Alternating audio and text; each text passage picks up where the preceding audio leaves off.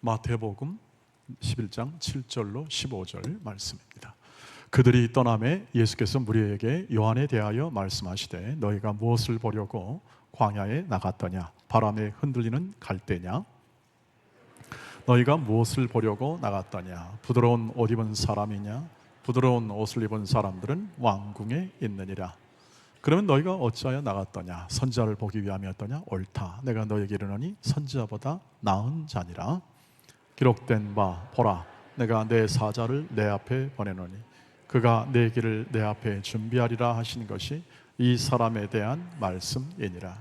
내가 진실로 너희에게 이르노니 여자가 낳은 자 중에 세례 요한보다 큰 이가 일어남이 없도다. 그러나 천국에서는 극히 작은 자라도 그보다 크니라.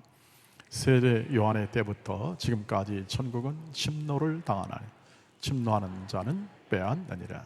모든 선지자와 율법이 예언한 것은 요한까지니 만일 너희가 즐겨받을진대 오리라 한 엘리야가 곧 이 사람이니라.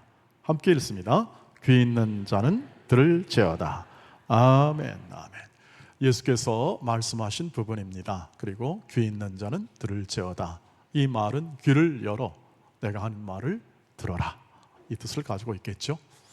쫑긋 귀를 열어서 우리 함께 하나님의 말씀을 나누기를 소망합니다. 이 마태복음의 묘미는 이것입니다. 주께서 말씀하신 것. 그래서 그것을 사도들이 기억을 하고 실제 삶에서 현장에 나가 그 말씀대로 살아내고 그것을 편지로 써서 서신서를 만들어내죠.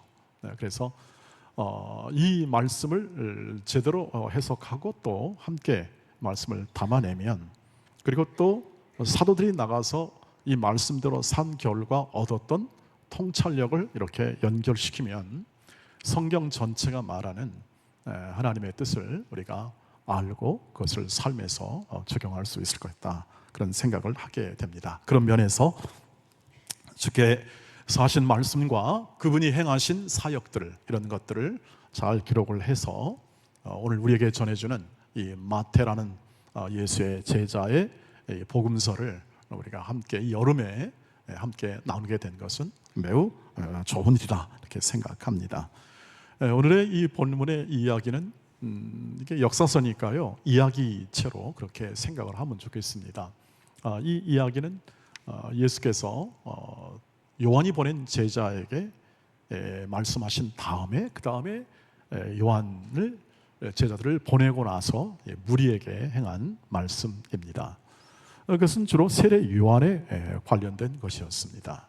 세례 요한이 지금 옥에 갇혀 있고, 그리고 또 자신의 그 사역을 보고 옥에 갇혀 있으면 이제 이렇게 묶여 있으니까 옥에 자신이 행할 사역을 하지 못하니까 아무래도 어떤 이 세례 요한에 대해서 생각이 들지 않았겠는가. 그리고 앞에서 제자들을 보내서 예수님이 구세주이십니까? 아니면 또 아직 더 기다려야 됩니까? 라는 그러한 물음을 했던 것처럼 이제 그 후에 이런 질문을 한 것을 보아서 세례 요한은 누구인가, 어떤 사람인가에 대해서 예수께서 있는 무리, 아마 그 안에는 제자들이 포함됐을 겁니다. 그 제자들과 무리에게 하신 말씀이죠. 예수님의 평가는 분명합니다. 우선 9절에서 보듯이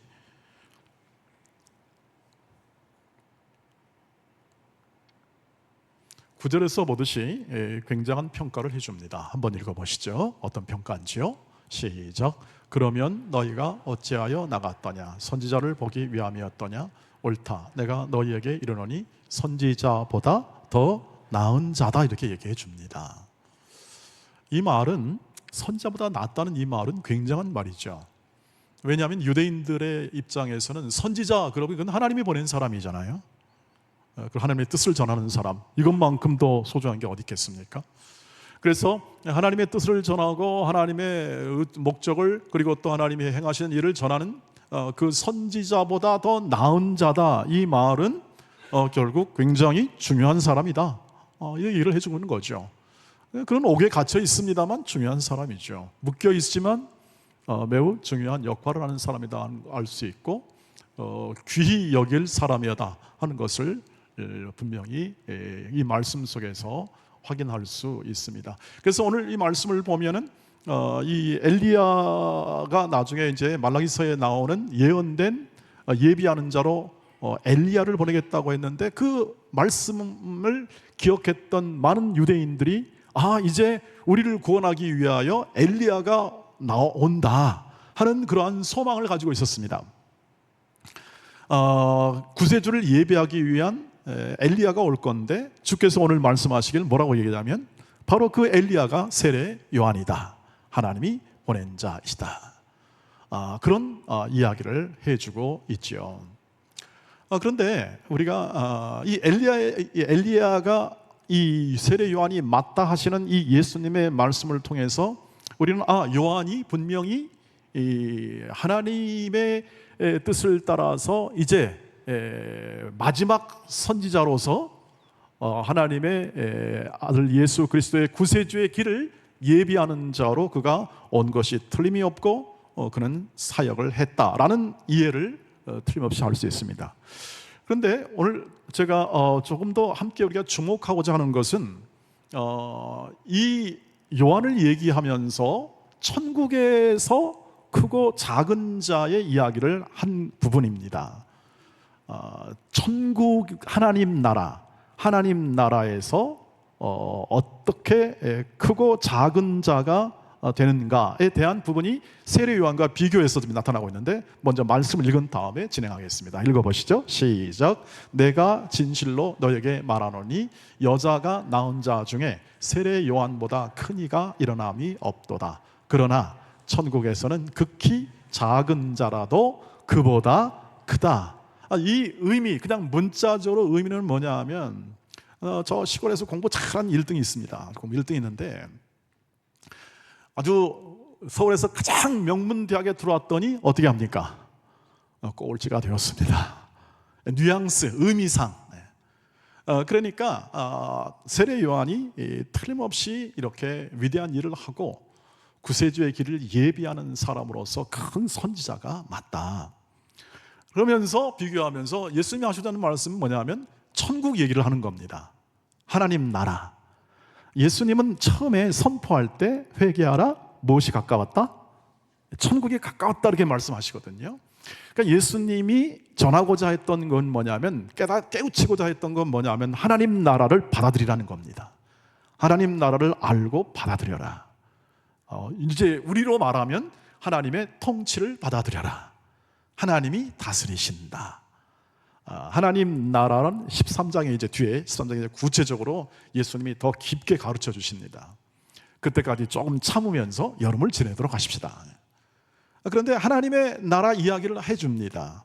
그러면서 하나님 나라가 얼마나 중요하고 크냐 얘기를 해주고 있는 거죠.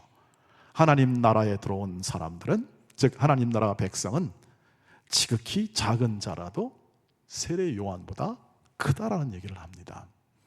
이게 큰 자, 작으냐라는 그러한 개념보다는 하나님 나라가 훨씬 더 크고 놀랍고 영광스러운 형태를 가진 나라이다 하는 것을 얘기를 해주고 있죠. 왜냐하면 예수님이 전하고자 했던 것이 하나님의 나라니까. 그래서 예수께서 하신 말씀을 종합해 보면 이와 같습니다. 한번 같이 읽어보시죠. 시작. 세례 요한의 위대함은 구약의 말씀을 성취하며 메시아의 길을 예비함에 있다. 그러나 그리스도의 완성된 구속 사역을 믿음으로 받아들이고 성령의 내주를 통해 하나님과 직접적인 교제를 누리는 신약 성도들을 앞서지는 못한다 하는 의미를 가지고 있다는 것이죠. 그러니까 세례 요한은 구약까지 이제 오실 예수 그리스도, 그분이 이제 하나님 나라를 이렇게 구체적으로 보여주지 않습니까? 말해주고 가르쳐주고 또 하나님의 통치를 이렇게 약한 자를 고치면서 이렇게 구체적으로 나타내주는 그런 것을, 사실은 세례 요한은 위대했지만, 그리고 그것을 길을 예비했지만, 그런 복과 은혜를 받고 살았지만, 이것을 구체화시키는, 더 실제화시키고 누리게 하시는 이 하나님의 아들 예수 그리스도의 영과 직접적인 교제 혹은 또는 친밀한, 그리고 함께 동행하는 이런 것에 대한 내용, 즉 신약 성도들이 가지는, 한 성도가 가지는 이 놀라운 이 은혜와 특권은 사실은 세례 요한은 누리지 못했다 이거죠. 그러니까 세례 요한이 불쌍한 거냐? 그게 아니라는 겁니다. 세례 요한은 세례 요한대로 하나님의 은혜를 누렸습니다. 그런데 예수로 말미암아 예수가 오고 예수가 하나님 나라의 임재, 하나님의 나라의 그 통치와 다스림을 이 땅 속에 소개하고 실제화시키는 건 그는 경험하지 못했다 이 말입니다. 그러니까 하나님 나라, 그 하나님의 다스림, 사랑과 의의 그 통치가 세례 요한 전까지 이 모든 이 과정 속에서 세례 요한까지는 이것을 경험하지 못했지만, 예수가 이제 와서 천국 백성의 삶을 가르쳐주고 믿게 하고 또 실제로 이 모든 십자가에서 그 삶의 내용의 근거가 되는 구원을 완성하여 그 성령께서 이것을 구체화시키는 것은 신약 성도들이 가지는, 즉 예수님이 오신 다음에 구세주로 믿고 그것을 따르는 자들이 갖는 놀라운 특권을 가지게 되었고, 이것은 세례 요한이 가지지 못했던 신약 성도들이 가지는 크고 놀라운 하나님의 은혜다 하는 것을 주님이 얘기하고 있는 거죠. 그러니까 한마디로 말하면 구약 성도보다 신약 성도들이 훨씬 더 구체화되고 눈에 드러나고 체험화된 하나님의 구원을 체험하고 하나님의 큰 사랑의 그 능력과 은혜를 체험하는 시대에 살게 된 자들이다 하는 것을 우리에게 알려주고 있습니다. 그래서 우리가 오늘 이 말씀을 통해서 이 세례 요한의 위대성과 또 천국에서 더 큰 하나님의 은혜를 받은 자로서의 이 천국 백성의 풍성함을 얘기하면서 오늘 우리가 확인하는 건 뭐냐면, 예수 그리스도로 말미암아 우리에게 임한 이 믿음을 통해서 이루어진 한 사람의 성도, 신자, 그리고 하나님의 자녀라고 일컬어지는 사람이 갖는 영광을 우리가 꼭 마음에 담아야 주시기를 바랍니다. 한 사람, 천국에서 세례 요한이 한 것보다 훨씬 더 큰 은혜를 경험하는 사람이 천국 백성인, 지금 우리를 말하는 거죠. 믿는 사람을 말하는 거죠. 한 사람의 신자와 한 사람의 믿는 자가 가지는 영광이 얼마나 크고 놀랍고 그리고 부요한지에 대하여 우리가 마음에 담기를 소망합니다. 바울이 이것을 도와줄 겁니다. 에베소 2장 4절로 6절 말씀을 통해서 한번 확인해 봅니다. 시작. 긍휼이 풍성하신 하나님이 우리를 사랑하신 그 큰 사랑을 인하여 허물로 죽은 우리를 그리스도와 함께 살리셨고 너희는 은혜로 구원을 받은 것이라. 또 함께 일으키사 그리스도 예수 안에서 함께 하늘에 앉히시니라는 바울의 증언이 있습니다. 이것은 뭘 얘기하냐면, 한 사람이, 성도가 예수를 믿고 그 다음에 어떤 신분과 지위를 갖게 되었는가를 분명하게 얘기합니다. 그리고 그 기반이 누구냐, 그것을 이루시는 분이 누구냐를 분명하게 얘기를 해주죠. 말씀을 보시면 이 말씀은 꼭 여러분 마음에 담아두시기를 바랍니다. 긍휼이 풍성하신 하나님이 우리를 뭐 했습니까? 사랑하십니다. 모든 근본은 사랑이 있습니다. 구약도 마찬가지고 신약도 마찬가지고, 하나님이 이스라엘 백성을 선택한 것도 수요가 많고 능력과 지혜가 뛰어나서가 아니에요. 말씀을 보시면 사랑입니다. 하나님이 이스라엘 백성을 사랑합니다. 왜 이스라엘 백성을 사랑했나요? 그건 모르겠습니다. 그냥 사랑했답니다. 어느 날 역사의 증언을 살펴보니 하나님이 사랑했다라고 구약 성경이 얘기를 해주고 있습니다. 그런데 그 사랑이 바로 그 모든 우리를 사랑하시는 그 사랑의 기반이 된 거죠. 우리를 사랑하신 그 큰 사랑을 인하여 허물로 죽은 우리를 그리스도와 못하게 함께 살리십니다. 이게 구원이지요. 이게 구원의 핵심입니다. 우리를 살리는 겁니다. 죽어가는 우리를 살리고, 험한 곳에 힘을 쏟고 우상, 탐욕, 그리고 또 싸움판 모든 이런 것에 시간을 쏟을 모든 그러한 운명의 삶을, 그래서 방탕할 수밖에 없고, 그리고 그 삶을 그냥 허무하게 지날 수밖에 없는 우리의 모든 이 인생의 삶 가운데, 그것이 바로 죽은 삶이에요. 그리스도로 말하면, 성경에서 말하면 그 삶에서 누구와 함께 살리냐면 그리스도와 함께 살리십니다. 지금 여기서 말씀하신 그리스도이십니다. 살리셨는데 너희는 은혜로 구원을 받은 것이라. 이 말은 뭐냐면 너희가 뭔가를 잘해서 구원을 받은 게 아니다. 너희가 뭐 수요가 있고 너희가 좀 머리가 좀 뛰어나고 네가 열심히 해서 구원받은 게 아니라는 뜻입니다. 은혜라는 것은 우리가 죽은 상태였다. 여러분, 죽은 상태에서 뭘 할 수 있을까요? 우리가 죽어 있는데, 우리가 졸고 있는데, 여러분 졸지 마시기를 바랍니다. 우리가 졸고 있는데 우리가 뭘 할 수 있겠습니까? 의식도 없고 감각도 없고 하나님의 행하심을 알지도 못하고 내 생각만 한다면 여러분 그것은 아무것도 할 수 없는 거죠. 이런 거 있잖아요. 공동묘지에 가서 시체에게 무엇을 요구합니까? 아무것도 할 수 없습니다. 우리가 그런 위치, 자리에 있었다는 거죠. 그런 자를 어떻게 합니까? 예수와 함께 다시 살립니다. 감각을 깨우는 겁니다. 하나님에 대한 감각을 깨워 하나님을 알아가는 그 삶을 살게 하는, 이것이 바로 믿음의 정의입니다. 하나님을 알아가는 것, 하나님을 신뢰하는 것. 아, 하나님이 우리를 만드셨네, 하나님이 우리와 함께 하시네. 이것이 바로 은혜로 구원받음에 대한 이야기죠. 그런데 더 중요한 게 있습니다. 또 함께 일으키사, 이것은 부활을 얘기합니다. 예수 그리스도의 부활, 이게 지금 이건 서신서니까요. 바울이 예수 그리스도의 십자가와 부활을 전하고, 그 전할 뿐 아니라 그것을 체험하고 자신도 예수 그리스도의 부활과 함께 다시 온전함으로 부활할 것을 믿는 믿음을 가지고 할 수 있는 말입니다.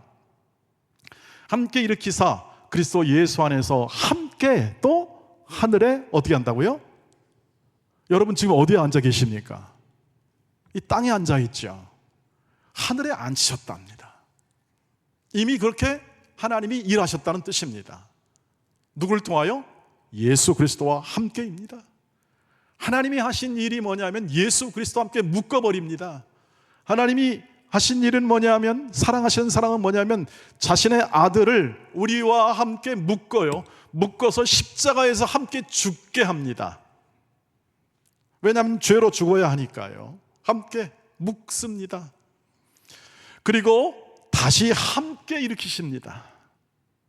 떼지 않습니다. 하나님의 아들과 예수와 함께 떼 분리되는 게 아니라 붙여서 함께 묶어가지고 다시 살리십니다. 그 다음에 함께 하늘에 앉히십니다. 아, 이게 도대체 무슨 이야기입니까? 함께 하늘에 앉히시다니요.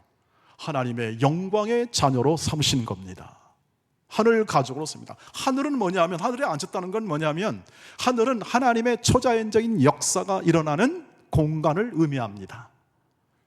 하나님의 일하심이 가장 강력하고 지혜 있고 충만하게 나타나는 공간을 하늘을, 그리고 하나님이 임재의 공간이죠. 하나님이 임재하면 그건 능력입니다. 그대로 하나님이 얼굴을 보이시면 얼굴을 보았다, 이건 뭐 하나님 그 임재를 보았다는 것은 말할 수 없는 영광이고 사람이 볼 수가 없습니다. 충만하기 때문에. 그래서 지금 얘기하는 건 뭐냐면, 하나님이 우리 신자 한 사람 한 사람을 어떻게 하냐면 예수와 함께 묶어서 함께 살리시고 함께 영광을 더하시고 그 인생을 주관하신다는 데 있습니다. 이것을 일컬어 하나님이 한 인생 안에 하나님의 사랑과 그의 목적을 담았다라고 얘기하죠. 여기에 놀라셔야 되는데, 이 부분이 우리가 가장 깊게 이해해야 할 부분입니다. 하나님의 아들이 우리와 함께 묶여져 우리를 구원하시고 우리를 뭐합니까? 영원한 영생에 이르도록 우리를 지금도 새롭게 양육하시고 보호하시고 인도하시며 거룩함에 이르는 열매, 영생에 이르도록 하나님이 인도하신다는 것이죠. 그래서 우리는요, 완성된 신약 성도의 성도들은 완성된 구원을 누리는 사람들입니다. 그러니까 우리가 구원을 받기 위해서 뭘 하고 열심을 내고 구원을 얻기 위하여 뭔가를 많이 이렇게 해서 그것을 성취하는 것이 신앙생활이 아니라, 신앙생활은 근본적으로 하나님이 이루어놓은 구원, 예수와 함께 묶어 우리를 구원하시고 하나님의 자녀 삼으시고 하늘 보좌에 앉혀서 이렇게 자리와 신분을 바꾸어 주신 결과 하나님의 자녀가 되고 하나님의 백성이 되었습니다. 지금 말한 대로 천국에서 큰 자의 풍성함이 담긴 하나님 나라의 백성이 된 것이죠. 그러니까 완성된 구원을 누린다는 것은 이와 같아야 되는 것이죠. 당연하게도 읽어보겠습니다. 시작. 시와 찬송과 신령한 노래들로 서로 화답하며 너희의 마음으로 주께 노래하며 찬송하며 범사의 우리 주 예수 그리스도의 이름으로 항상 아버지 하나님께 감사하며 그리스도를 경외함으로 피차 사랑하라는 말과 같습니다. 그래서 목적은 사랑과 순종이기 때문에 이것이 누리는 겁니다. 다시 말하면 예배를 누리는 것이죠. 예배는 와서 의무적으로 참여해서 하나님께 영광을 돌린다라는 그러한 우리의 전통과 우리의 이해가 있습니다. 좋은 것입니다. 전통을 따라가는 것이 얼마나 좋습니까? 좋은 전통. 그래서 이어가고 그것을 더 발전시키고 더 풍요하게 누리는 것이죠. 이 예배를 한다는 것은 결국 뭐냐면 시와 찬송과 신령한 노래로 서로 화답하며 마음으로 주께 노래하며 찬송하는 것이 예배이죠. 감사가 예배고요. 그러니까 이것은 뭐냐면 우리의 구원의 기쁨을, 감격을 누리는 것이죠. 이 예배 행위가 우리의 드림과 우리의 의무가 있는 것이 맞습니다. 그런데 그 의무와 모든 드림 자체가 우리 구원의 감격 속에 누리는 우리의 하나님의 풍성한 사랑의 은혜를 누리는 것이다. 왜냐하면 감사하지 않으면 우리는 노래가 나오지 않습니다. 여러분, 기분이 되게 나쁘고 열받는데 노래 나오는 거 봤습니까? 나올 수가 없습니다. 그 얘기를 하는 겁니다. 말씀은 이 얘기를 해주고 있죠. 우리가 살아가는 모든 삶 속에 노래가 나올 때는 뭐냐 하면 기분이 좋을 때입니다. 뭔가 의미 있는 어떤 이 마음이 내 마음에 들어올 때입니다. 노래는 그렇게 나오는 것이죠. 그리고 더 깊은 하나님의 아름다움, 하나님의 아름다움을 깨우쳤을 때 노래가 나오지 않습니까?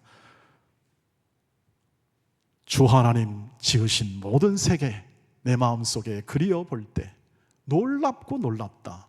그런데 이것이 뭐냐면 바로 예배를 의미하긴 한데 우리의 삶의 예배와 우리의 모든 생활 속에서의 삶을 누리는 것을 말하는 것이죠.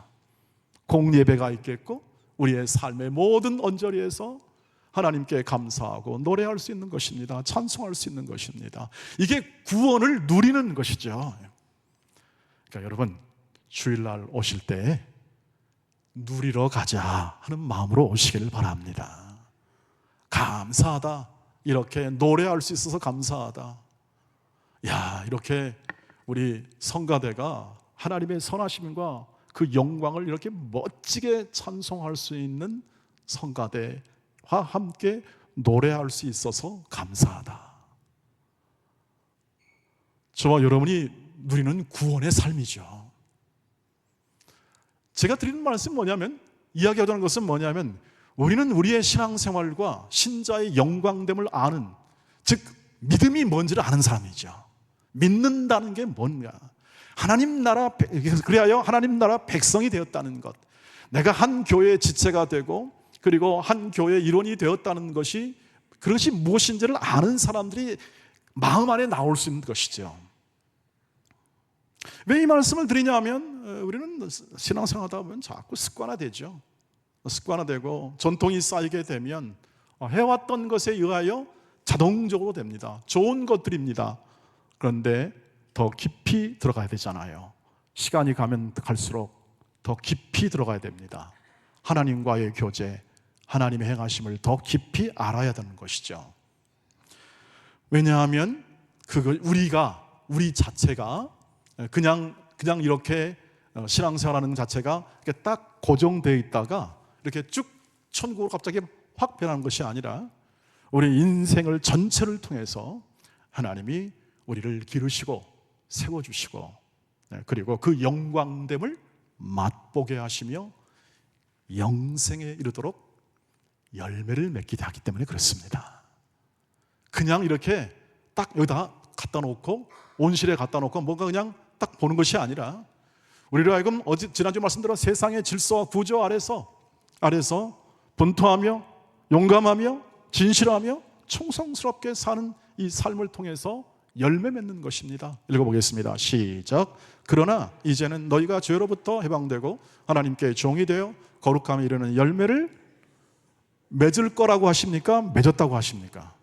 맺었습니다. 이 말은 뭐냐 하면 마지막은 영생입니다. 마지막은 완전히 하나님과 함께하는 것입니다. 하나님과 함께 예수와 묶여있던 삶의 완벽한 그림이 나타납니다. 아직은 희미하죠. 이제 마지막에 완벽하게 예수와 함께 묶여있던 그 실체, 친밀함과 그 아름다움이 완벽하게 경험될 날이 있을 것입니다. 그러나 지금은 아직 아니죠. 아직은 아닌데 그것이 하나님의 약속으로 되었기 때문에 변개치 아니하시고 자신의 미쁘심을 부인하실 수 없는 하나님께서 약속하신 것이라 반드시 이룰 줄 믿습니다. 우리에겐 이 믿음이 있어 우리는 우리의 인생이 절대로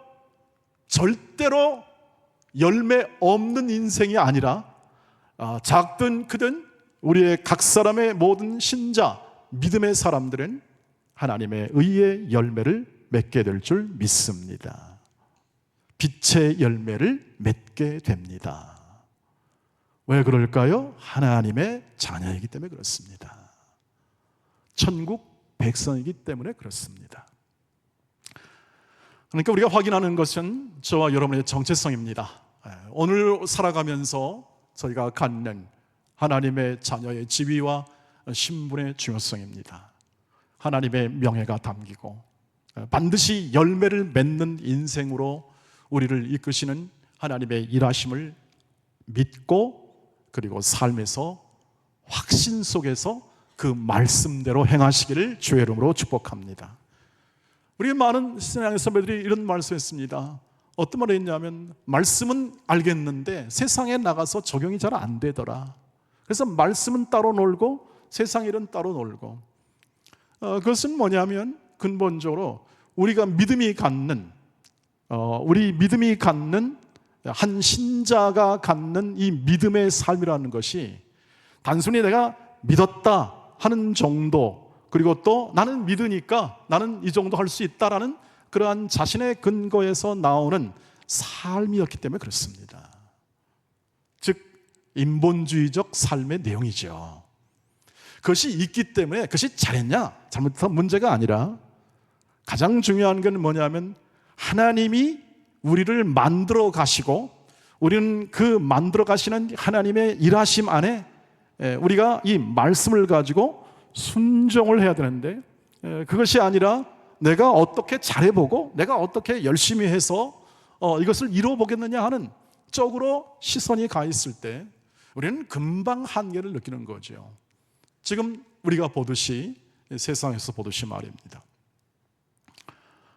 오해하고 그리고 또 믿는 것에 대하여 지금 많은 사람이 떠나가는 그런 일들도 있다고 말하지 않습니까? 저는 그것을 얘기할 때 조금 생각을 조금 다시 해보자 합니다. 맞습니다. 이 현실은 맞으나 그것에 대한 원인과 그리고 처방은 오직 주께 있다는 사실을 이해하셔야 합니다. 주의 말씀이 있습니다.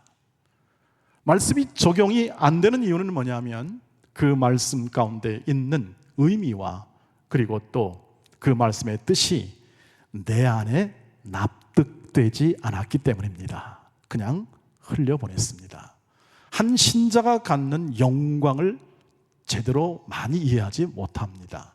믿음이라는 단어 속에 있는 우리의 존재가 어떤 존재냐, 그리고 하나님 나라 백성으로 산다는 것에 대한 많은 이야기가 있지만 예수의 말씀에 근거해서, 그리고 신약성경 전체가 나오는 그러한 이 말씀의 핵심이 내 삶에서 이루어지고, 그것을 이룰 때에 많은 고난이 있다는 사실을 우리가 이해를 해야 합니다.